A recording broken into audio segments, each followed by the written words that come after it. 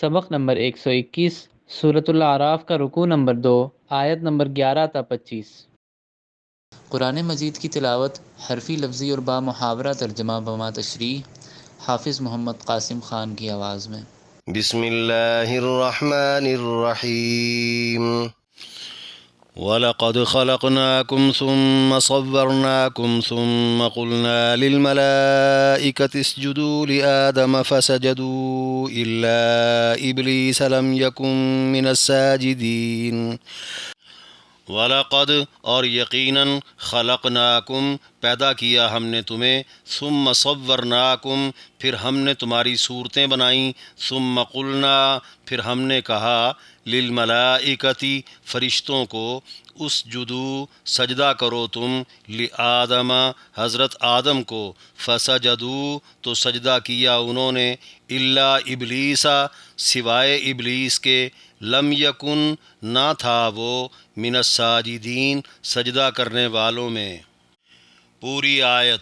اور یقیناً ہم نے ہی تمہیں پیدا کیا، پھر تمہاری صورتیں بھی ہم نے بنائیں، پھر فرشتوں کو ہم نے کہا تم آدم کو سجدہ کرو، تو سوائے ابلیس کے سب نے سجدہ کیا، وہ سجدہ کرنے والوں میں نہ تھا۔ قال ما منعك ألا تسجد إذ أمرتك قال أنا خير منه خلقتني من نار وخلقته من طين۔ قال کہا اس نے، ما کس چیز نے، منعک منع کیا ہے تجھے، اللہ کہ نہ، تسجدہ سجدہ کرے تو، اذ امرتک جب کہ حکم دیا ہے میں نے تجھے، قال بولا وہ، انا میں، خیر بہتر ہوں، منہ اس سے، خلقتنی پیدا کیا ہے تو نے مجھے، من نار آگ سے، وخلقتہ اور پیدا کیا ہے تو نے اسے، من طین مٹی سے۔ پوری آیت۔ اس نے فرمایا تجھے سجدہ کرنے سے کس نے روکا ہے جب کہ میں نے تجھے حکم دیا تھا؟ وہ بولا میں اس سے بہتر ہوں، مجھے تو نے آگ سے پیدا کیا ہے اور اسے تو نے مٹی سے پیدا کیا ہے۔ قال فاهبط منها فما يكون لك أن تتكبر فيها فاخرج إنك من الصاغرين۔ قال کہا اس نے، فاہبط اتر جا، منہا اس سے، فما یکون نہیں ہے، لکا تیرے لیے، ان تتکبر کہ تو تکبر کرے، فیہا اس میں، فخرج نکل جا تو، انکا بے شک تو، من الصاغرین ذلیلوں میں ہے۔ پوری آیت۔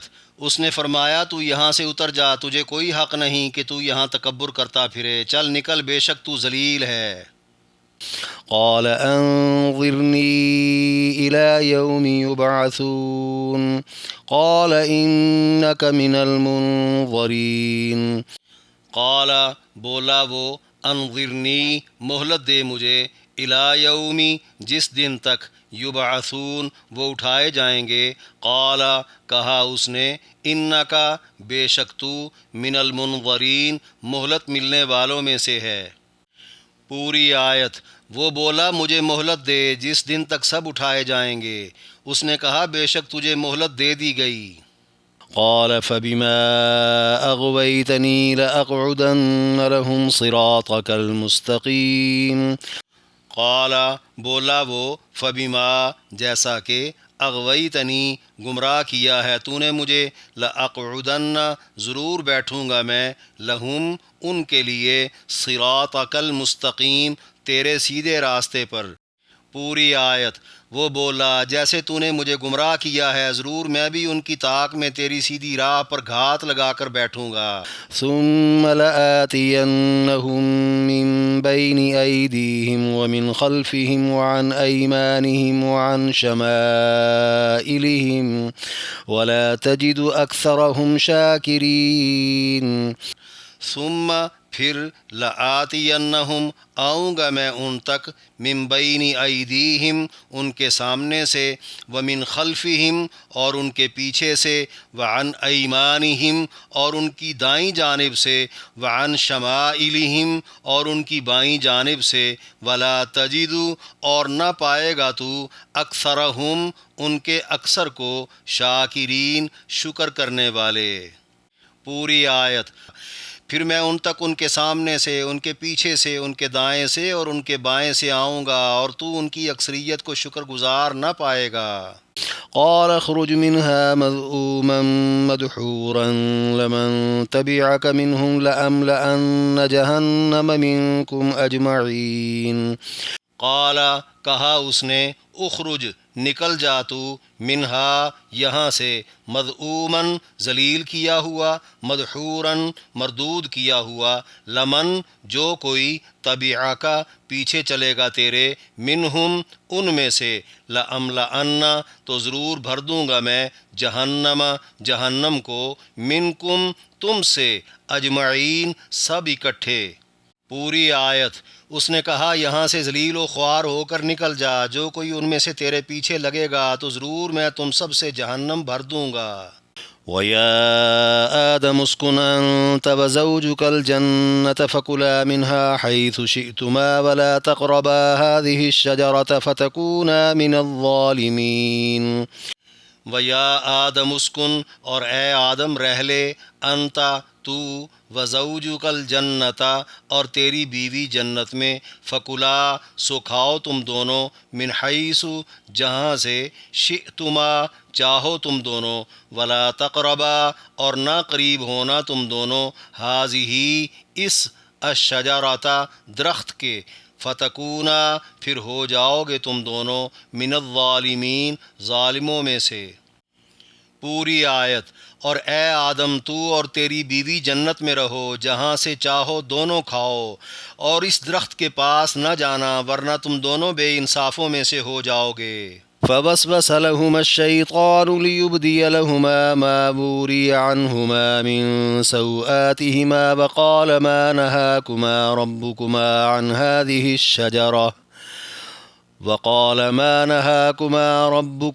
عن هذه الشجرة إلا أن تكونا ملكين أو تكونا من الخالدين۔ فوسوسا تو وسوسہ ڈالا، لہما الشیطان دونوں کے لیے شیطان نے، لیبدیا تاکہ ظاہر کر دے وہ، لہما دونوں کے لیے، ما وہ جو، ووریا پوشیدہ تھیں، عنہما دونوں سے، من سوآتہما ان دونوں کی ستریں، وقال اور بولا وہ، ما نہاکما نہیں روکا تم دونوں کو، ربکما تم دونوں کے رب نے، عن ہذہ الشجرۃ اس درخت سے، الا مگر، ان تکونا کہ ہو جاؤ تم دونوں، ملکین فرشتے، او تکونا یا ہو جاؤ تم دونوں، من الخالدین ہمیشہ رہنے والوں سے۔ پوری آیت۔ شیطان نے ان دونوں کو بہکایا تاکہ دونوں کی وہ ستریں ان پر کھول دے جو ان سے پوشیدہ تھیں، اور وہ بولا تمہیں تمہارے رب نے اس درخت سے صرف اس لیے روکا ہے کہ کہیں تم دونوں فرشتے بن جاؤ یا ہمیشہ رہنے والے ہو جاؤ۔ وقاسمهما إني لكما لمن الناصحين۔ وقاسمهما اور دونوں کے سامنے قسم اٹھا گیا وہ، انی لکما بے شک میں تم دونوں کے لیے، لمن الناصحین نصیحت کرنے والوں سے ہوں۔ پوری آیت۔ اور وہ دونوں کے سامنے قسم اٹھا گیا کہ میں تمہارا خیر خواہ ہوں۔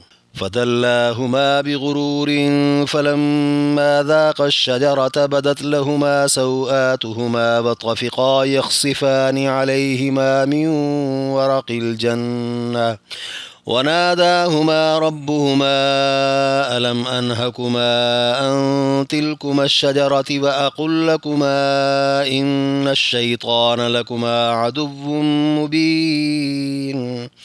فدلاہما سو مائل کیا اس نے دونوں کو، بغرور دھوکے سے، فلما تو جب، ذاق الشجرۃ چکھ چکے وہ دونوں درخت کو، بدت ظاہر ہو گئیں، لہما دونوں کے لیے، سوآتہما ستریں دونوں کی، وطفقا اور لگے وہ دونوں، یخصفانی جوڑ جوڑ کر رکھنے، علیہما اپنے اوپر، من ورق الجنتی جنت کے پتے، وناداہما اور پکارا دونوں کو، ربہما ان دونوں کے رب نے، علم کیا نہیں، انہکما منع کیا تھا میں نے تم دونوں کو عن تلکم الشجرتی اس درخت کے بارے میں، وَأَقُلْ اور کہا تھا میں نے لکما تم دونوں کو ان الشیطان بے شک شیطان لکما تم دونوں کا عدو دشمن ہے مبین کھلم کھلا۔ پوری آیت۔ دونوں کو اس نے دھوکے سے مائل کر لیا، تو جب ان دونوں نے درخت چکھا تو دونوں کی ستریں ان پر کھل گئیں، اور اب وہ دونوں جنت کے پتے اپنے اوپر جوڑ جوڑ کر رکھنے لگے۔ دونوں کو ان کے رب نے پکارا، کیا میں نے تمہیں اس درخت سے روکا نہ تھا، اور میں نے تو تمہیں کہہ دیا تھا کہ بے شک شیطان تمہارا سری دشمن ہے۔ قال ربنا ظلمنا انفسنا وَإِن لَّمْ تَغْفِرْ لَنَا وَتَرْحَمْنَا لَنَكُونَنَّ مِنَ الْخَاسِرِينَ۔ قالا بولے وہ دونوں، ربنا اے ہمارے رب، ظلمنا ظلم کیا ہم دونوں نے، انفسنا اپنی ہی جانوں پر، وَإِن لَّمْ اور اگر نہ، تغفر بخشش کی تو نے، لنا ہمارے لیے، وترحمنا اور رحم کیا تو نے ہم پر، لنکونن تو ضرور ہو جائیں گے ہم، من الخاسرین نقصان اٹھانے والوں میں سے۔ پوری آیت۔ وہ دونوں بولے، اے ہمارے پروردگار، ہم اپنی جانوں پر ظلم کر چکے، اگر تو نے ہمیں نہ بخشا اور ہم پر رحم نہ کیا تو ہم ضرور نقصان اٹھائیں گے۔ قال اهبطوا بعضكم لبعض عدو ولكم في الأرض مستقر ومتاع إلى حين۔ قالا کہا اس نے، اہبطوا اتر جاؤ تم، بعضکم تمہارا بعض، لبعض بعض کے لیے، عدو دشمن ہے، ولکم اور تمہارے لیے، فی الارض زمین میں، مستقر قیام ہے، ومتاع اور سامان ہے، الی حین ایک مدت تک۔ پوری آیت۔ اس نے کہا تم اتر جاؤ، آپس میں تم ایک دوسرے کے دشمن ہو، اب تمہارے لیے زمین میں ایک وقت تک قیام اور سامان ہے۔ قال فیہا تحیون وفیہا تموتون ومنہا تخرجون۔ قال کہا اس نے، فیہا اسی میں، تحیون تم جیو گے، وفیہا اور اسی میں، تموتون تم مرو گے، ومنہا اور اسی میں سے، تخرجون تم نکالے جاؤ گے۔ پوری آیت۔ اس نے کہا تم اسی میں جیو گے اور اسی میں مرو گے اور اسی سے نکالے جاؤ گے۔ سورۃ الاعراف کے دوسرے رکوع میں درج 15 آیات کی تشریح۔ آیت نمبر 11، وَلَقَدْ خَلَقْنَاكُمْ سے لم یکم من الساجدین تک، فرمایا اور یقیناً ہم نے ہی تمہیں پیدا کیا، پھر تمہاری صورتیں بھی ہم نے بنائیں، پھر فرشتوں کو ہم نے کہا تم آدم کو سجدہ کرو، تو سوائے ابلیس کے سب نے سجدہ کیا، وہ سجدہ کرنے والوں میں نہ تھا۔ یعنی حیرت ہے، انسان اس خدا کی بات نہیں مانتا جس نے اپنے علمی اندازوں سے انسانی اجزاء تیار کر کے ابتدائی مرحلے میں ہی ابو البشر کو نہ صرف عمدہ شکل دے دی، بلکہ پیدائش کے بعد فرشتوں سے سجدہ کروا کر شرف و فضیلت سے بھی نواز دیا۔ بقول مفسرین، آدم علیہ السلام والے معاملے کو ان کی پوری نسل کے حق میں شمار کیا گیا، یا ان کی پشت میں ساری نسل پیدا کر کے رکھ دی گئی تھی، بعد میں شکلیں ماؤں کے پیٹوں میں بنا دی گئیں۔ بقول ابن عباس رضی اللہ عنہ، باپوں کی پشت میں پیدائش کر کے ماؤں کے پیٹوں میں انسانوں کی صورت گری کی گئی۔ اللہ نے چونکہ انسان کو اپنا خلیفہ نامزد کیا تھا، اس لیے فرشتوں کو اس کا مرتبہ اور منصب منواتے ہوئے احترام اور تعظیم کی نیت سے سجدہ کرنے کا حکم دے دیا۔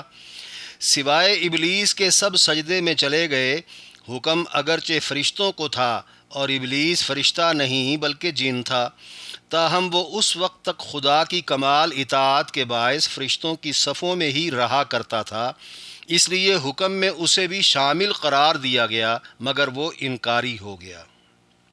آیت نمبر 12، قال ما منعک سے وخلقتہ من طین تک، فرمایا اس نے فرمایا تجھے سجدہ کرنے سے کس نے روکا ہے جبکہ میں نے تجھے حکم دیا تھا؟ وہ بولا میں اس سے بہتر ہوں، مجھے تو نے آگ سے پیدا کیا ہے اور اسے تو نے مٹی سے پیدا کیا ہے۔ یعنی فرشتوں کے ماحول میں رہتے ہوئے نافرمانی کی جرت تو کجا، تصور بھی نہیں۔ پھر ابلیس کو رب تعالیٰ کی حکم عدولی پر کس نے ابھارا، کس نے اکسایا، کس نے مجبور کیا، کون ہے جس نے روکا؟ مفسرین نے یہ سارے معنی مراد لیے ہیں۔ اللہ کا جاننے کے باوجود یہ پوچھنا در حقیقت ابلیسی سوچ کو دنیا کے سامنے رکھنا ہے کہ مٹی کے خمیر والے سے آگ کے خمیر والا افضل ہے۔ یہ عذر گناہ بدتر از گناہ والی بات ہو گئی۔ پہلے نافرمانی کی اور پھر اللہ کے حکم پر بھونڈا اعتراض کر دیا۔ مفسرین نے کہا اس کے دل میں حسد اور تکبر اس وقت ہی پیدا ہو چکا تھا جب اللہ نے فرشتوں کے سامنے آدم کو تخلیق کرنے کا ارادہ ظاہر کیا تھا۔ ابلیس نے اس کا اظہار سجدے کا حکم ملتے ہی کر دیا۔ اپنے منہ سے میاں مٹھو بن کر آدم کو حقیر سمجھنے لگا، برتری اوصاف کی بجائے خمیر سے ثابت کرنے لگا۔ اللہ نے آدم علیہ السلام کو اپنے ہاتھ سے تخلیق کیا، اپنی روح پھونکی، کل چیزوں کے نام سکھائے اور اپنا خلیفہ نامزد کیا۔ ان فضیلتوں کو نظر انداز کرنے لگا، خالق کے حکم اور حکمت کے خلاف اپنی فاسد قیاس کو پیش کرنے لگا، جبکہ شرع کے مقابلے میں اپنی رائے سے کچھ کہنا ہی وہ باطل قیاس ہے۔ بحوالہ تفسیر مظہری، جس کے بارے میں ابن عباس رضی اللہ عنہ نے فرمایا، سب سے پہلے ابلیس نے قیاس سے کام لیا اور قیاس میں غلطی کی، لہٰذا جو شخص بھی دین پر اپنی رائے سے قیاس کرے گا خدا اس کا تعلق ابلیس سے جوڑ دے گا۔ ابن عباس کے اس قول سے مسائل دین میں صحیح اور مدلل قیاس کی نفی نہیں ہوتی، جس کی تائید میں قرآن و حدیث کے سینکڑوں حوالے موجود ہیں۔ قرآن و حدیث اور اجماع امت کی بنیاد پر ہی اب قیامت تک ہر نئے پیش آمدہ مسئلے کا حکم قیاس کے ذریعے معلوم کیا جائے گا، جسے اجتہاد بھی کہا جاتا ہے۔ باقی آگ اور مٹی کا اپنا اپنا محل اور استعمال ہے۔ البتہ ابلیس کی سرکشی دیکھ کر آگ کے نقصانات اور آدم علیہ السلام کی عاجزی دیکھ کر مٹی کے فوائد سمجھے جا سکتے ہیں۔ آیت نمبر 13، قال فاہبط منہا سے فخرج انک من الصاغرین تک اس نے فرمایا تو یہاں سے اتر جا، تجھے کوئی حق نہیں کہ تو یہاں تکبر کرتا پھرے، چل نکل، بے شک تو ذلیل ہے۔ یعنی خدا کے حکم پر آدم علیہ السلام کو سجدہ کرنے سے متکبرانہ انکار کے بعد ابلیس کو جنت سے یا آسمان سے زمین پر اتار دیا گیا، یا پھر سمندری کھائیوں کی طرف نکال دیا گیا۔ عالم بالا میں غرور اور بدمعاشی نہیں چل سکتی، وہاں تو عاجز اور فرما بردار ہی رہ سکتے ہیں۔ خدا کے حکم پر اعتراض کرنا تکبر ہے، اور متکبر لوگ اللہ کے ہاں ذلیل ہیں۔ معلوم ہوا عزت و ذلت کسبی چیز ہے، جبری نہیں، جس کا ثبوت ابلیس جیسے وجود کا نیکوکاری کے سبب پہلے فرشتوں میں اٹھنا بیٹھنا اور جنت میں رہنا تھا، پھر بغاوت کے سبب ذلت و پستی میں گر جانا ہے۔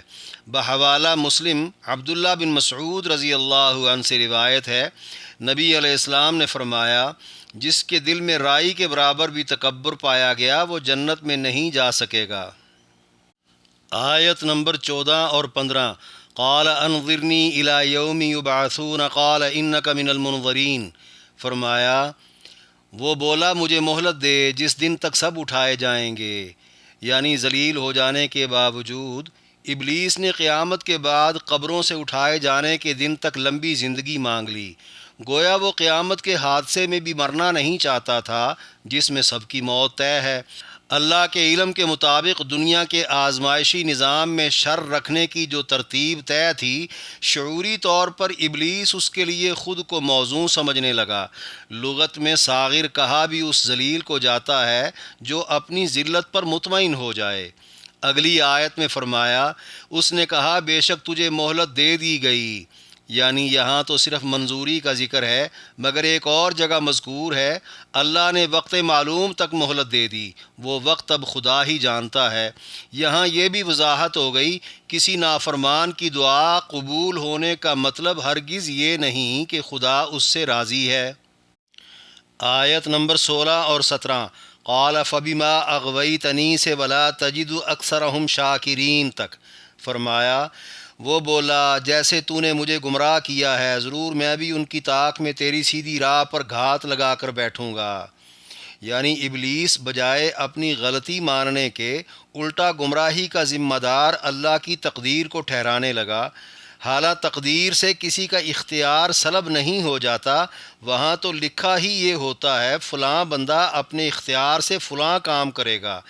یا ابلیس کا یہ مطلب بھی ہو سکتا ہے کہ اس کی گمراہی کا سبب آدم کی پیدائش والا خدائی فیصلہ بنا ہے۔ انتقاماً وہ بھی اب اولاد آدم کو چپکے راہ ہدایت سے بھٹکا دے گا۔ اگلی آیت میں فرمایا، پھر میں ان تک ان کے سامنے سے، ان کے پیچھے سے، ان کے دائیں سے اور ان کے بائیں سے آؤں گا، اور تو ان کی اکثریت کو شکر گزار نہ پائے گا۔ یعنی ابلیس گمراہ کرنے کے لیے چاروں طرف سے حملہ آور ہوگا۔ سمتوں کا ذکر سمجھانے کے لیے ہے، مراد ہر طریقہ اور ہر ممکن کوشش ہے۔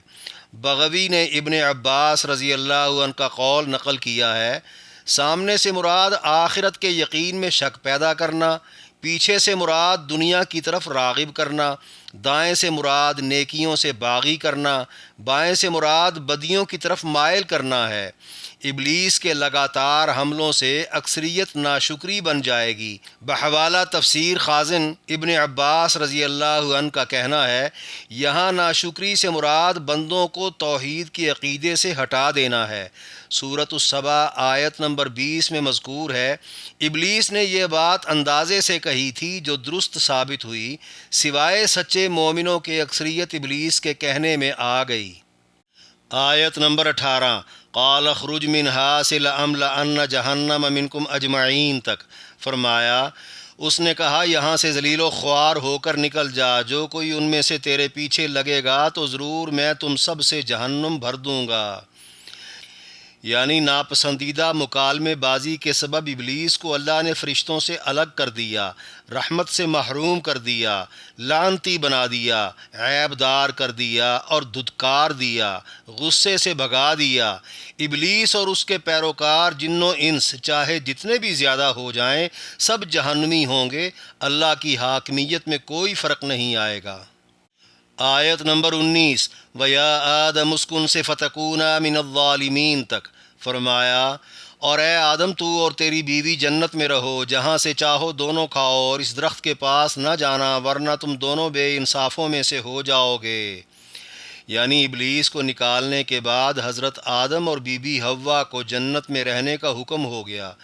بمطابق اسرائیلی روایات وہ ممنوعہ درخت انجیر کا، انگور کا یا پھر گندم کا تھا۔ قرآن و حدیث اس پر خاموش ہیں۔ اسرائیلی روایات کے مطابق اماں حوا کے اصرار پر آدم پھل کھانے پر آمادہ ہوئے۔ یوں قصور عورت کا بنا۔ اگر مرد کو امیر عورت کو مامور مانا جائے تو قصور مرد کا بنتا ہے، مگر آیت میں دونوں کو یکساں حیثیت پر رکھا گیا۔ اشارہ ہے کہ امیر اپنے مامور کے اصرار پر غلطی کرے یا مامور اپنے امیر کی اتباع میں غلطی کرے، اپنی اپنی جگہ نقصان کے ذمہ دار دونوں ہوں گے۔ بحوالہ تفسیر عثمانی، ظلم کا ایک معنی نقصان بھی ہے، یہاں وہی مراد لیا جائے۔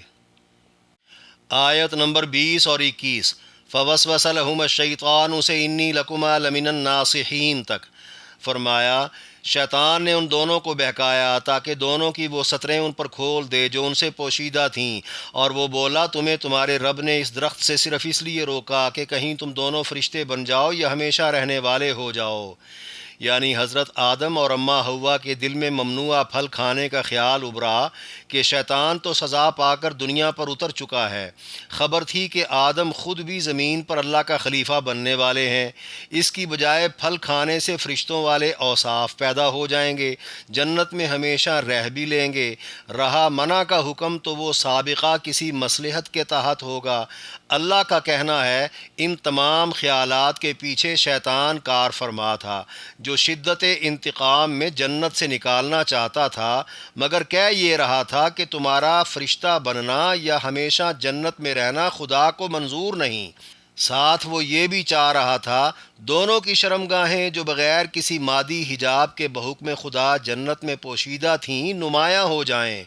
یہی وہ سب سے بڑا شیطانی وار ہے جو انسان کو بے شرم بنا کر اللہ سے دور کر دیتا ہے۔ آیت میں اشارہ ہے میاں بیوی کا بلا ضرورت باہم برہنہ ہونا بھی قبیح فعل ہے۔ بعض مفسرین نے کہا درخت میں ہی یہ تاثیر تھی جس کا شیطان کو ادراک تھا، اور بعض کا کہنا ہے کوئی تاثیر نہ تھی بلکہ حکم عدولی کا لازمی نتیجہ یہی تھا۔ دور سے بہکانے کی طاقت بھی التجائے مہلت منظور کرتے وقت شیطان کو دے دی گئی تھی، لہٰذا قریب سے یا نظروں کے سامنے آ کر بہکانا شیطان کے لیے ضروری نہیں۔ جس طرح ہر انسان کا معاملہ ہے، آدم کے ساتھ بھی ویسا ہی تھا۔ سانپ کے پیٹ میں داخل ہو کر جنت کے اندر آدم و حوا تک شیطان کی رسائی والی روایت کی اکثر محققین نے تائید نہیں کی۔ اگلی آیت میں فرمایا، اور وہ دونوں کے سامنے قسم اٹھا گیا کہ میں تمہارا خیر خواہ ہوں، یعنی شیطان نے جھوٹی قسم اٹھا کر ہمدردی کا یقین دلا دیا۔ بقول مفسرین دنیا میں پہلی جھوٹی قسم یہی تھی۔ اللہ کی قسم پر آدم دھوکہ کھا گئے۔ قسم پر اعتبار کر لینا نیک لوگوں کا شیوا ہے، چاہے جھوٹی ہو۔ آیت نمبر 22 فَدَلَّاهُمَا بِغُرُورٍ سے ان الشیطان لَکُمَا عَدُوٌّ مُبِینٌ تک فرمایا دونوں کو اس نے دھوکے سے مائل کر لیا، تو جب ان دونوں نے درخت چکھا تو دونوں کی ستریں ان پر کھل گئیں، اور اب وہ دونوں جنت کے پتے اپنے اوپر جوڑ جوڑ کر رکھنے لگے۔ دونوں کو ان کے رب نے پکارا، کیا میں نے تمہیں اس درخت سے روکا نہ تھا؟ اور میں نے تو تمہیں کہہ دیا تھا کہ بے شک شیطان تمہارا سری دشمن ہے۔ یعنی دھوکے باز شیطان حضرت آدم اور اماں حوا کو کس طرح بھی بلندی سے پستی کی طرف لے آیا۔ مفسرین نے مائل کرنے کے یہی معنی کیے ہیں۔ اس سے مراد مرتبہ بھی ہو سکتا ہے اور مکان بھی۔ درخت کا مزہ چکھتے ہی شرمگاہیں دکھنے لگیں۔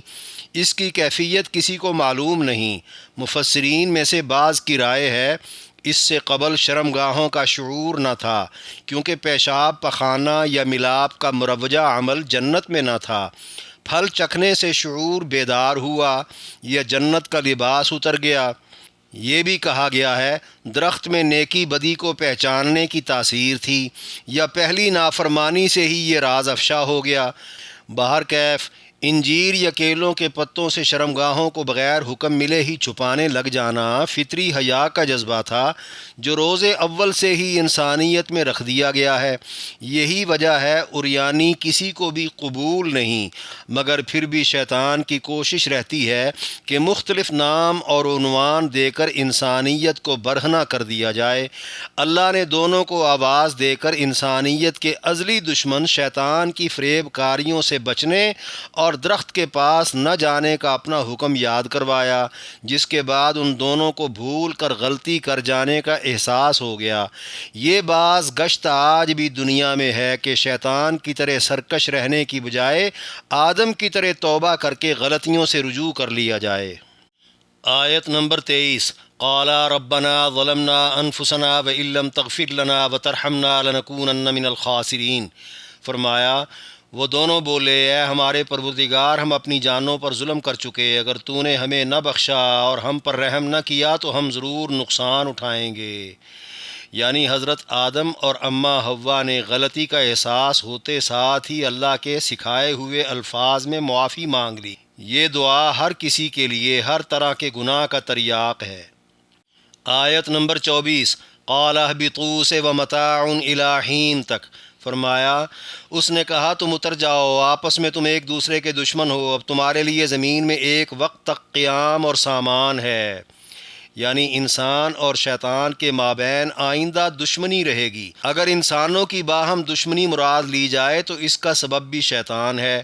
عالم بالا سے زمین پر اتر جانے کا حکم پہلے شیطان کو دیا جا چکا تھا، اب انسان کے ساتھ شامل کر کے مجموعے کو دے دیا گیا ہے۔ یہ بھی ممکن ہے انسان زادوں اور شیطان زادوں کو ملا کر سب کے لیے زمینی زندگی کا حکم جاری کر دیا گیا ہو۔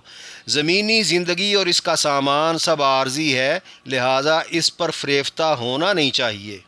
آیت نمبر 25 قَالَ فِيهَا تَحْيَوْنَ وَفِيهَا تَمُوتُونَ وَمِنْهَا تُخْرَجُونَ فرمایا اس نے کہا تم اسی میں جیو گے اور اسی میں مرو گے اور اسی سے نکالے جاؤ گے۔ یعنی جن و انس کی زندگی، موت اور قیامت کے بعد حشر نشر سب زمین سے ہی وابستہ ہے۔